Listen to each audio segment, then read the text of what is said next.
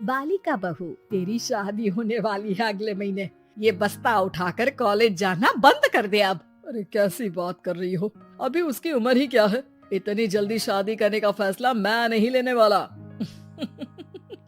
फैसला लेने के लिए तुम्हें कहा किसने है?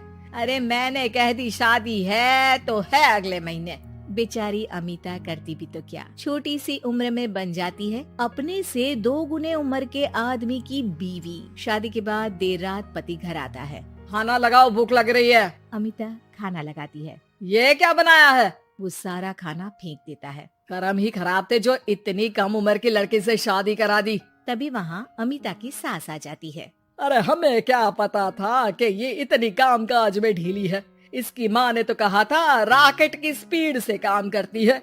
अमिता को आए दिन ससुराल में ताने, गालियाँ और कभी कभी तो मार भी पड़ती। सुन जा, अपनी माँ को बोल 50,000 रुपए भेजे, फ्री में नहीं रखना है तुझे। अरे मेरी एक आँख का ऑपरेशन भी तो करवाना है। अमिता को सास घर से निकाल देती है। अमिता परेशान होकर मायके की ओर जाती है। वो घर तो पहुंचती है लेकिन वहाँ ताला लगा है। अरे अमिता बेटी, क्या हाल बना रखा है तेरे पति ने? कहाँ है वो? अमिता पड़ोसी के सामने रोने लगती है। मुझे नहीं जाना उस घर में चाची, मेरे मम्मी पापा कहाँ है?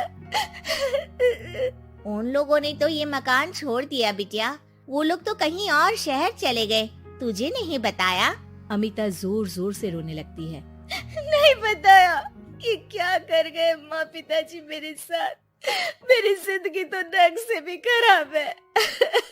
अब मैं क्या करूं? अमिता रोते हुए वहाँ से जा रही होती है कि उसे एक औरत मिलती है। अरे सुनो तो, रो क्यों रही हो? तो क्या करूं, हंसू? अमिता उस औरत को अपनी सारी कहानी बताती है। देखो, मेरा सिलाई का काम है, अगर तुम चाहो तो मेरे साथ ये काम कर सकती हो। बदले में मैं तुम्हें रहने की जगह, खाना और 1 दिन का 100 रुपया भी दूंगी। अमिता कुछ सोचती है और फिर उस औरत के साथ चल देती है। अब क्या था, अमिता की जिंदगी अपने मायके और ससुराल से दूर एक नए सिरे से शुरू होती है।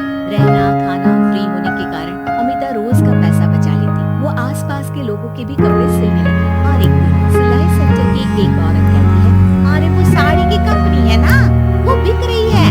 पास बैठी अमिता सारी बात सुन रही थी। हाँ बिक तो रही है, लेकिन उस बंद बड़ी मनहूस कंपनी को खरीदेगा कौन? तभी तो इतनी सस्ती बिक रही है, लेकिन कोई खरीदार नहीं है। फिर भी कितने की बिक रही है?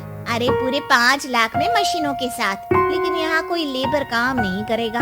पुराने मालिक ने किसी को पैसे ही नहीं दिए। उन लोगों ने कहा है कि जो नया मालिक आएगा वो लोगों को पैसा देगा। 5 लाख।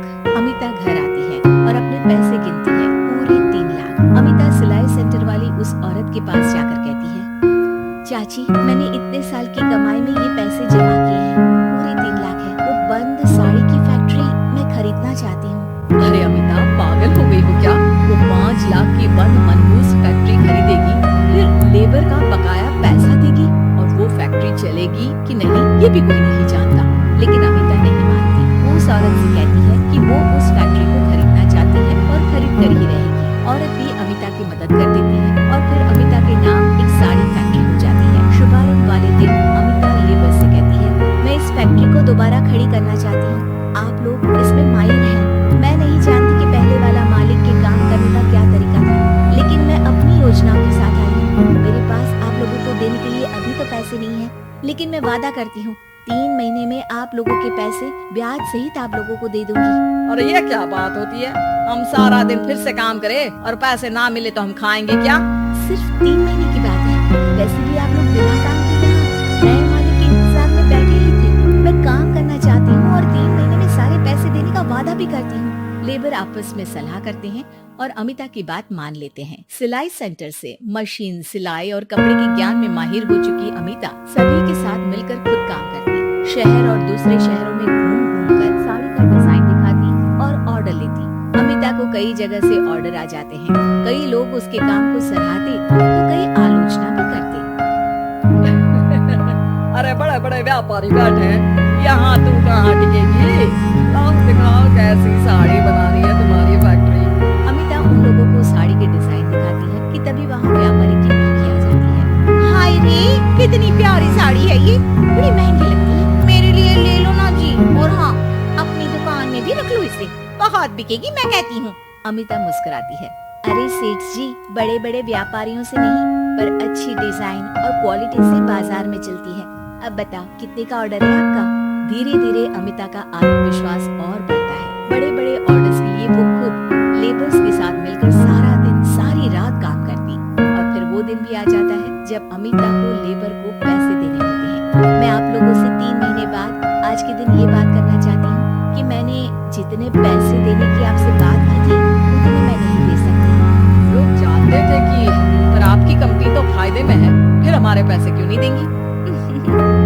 मतलब आप लोगों के बकाया पैसे, ये 3 महीने के पैसे और ब्याज के साथ मैं आप लोगों को 10% का मुनाफा भी दूंगी। सभी खुश हो जाते हैं।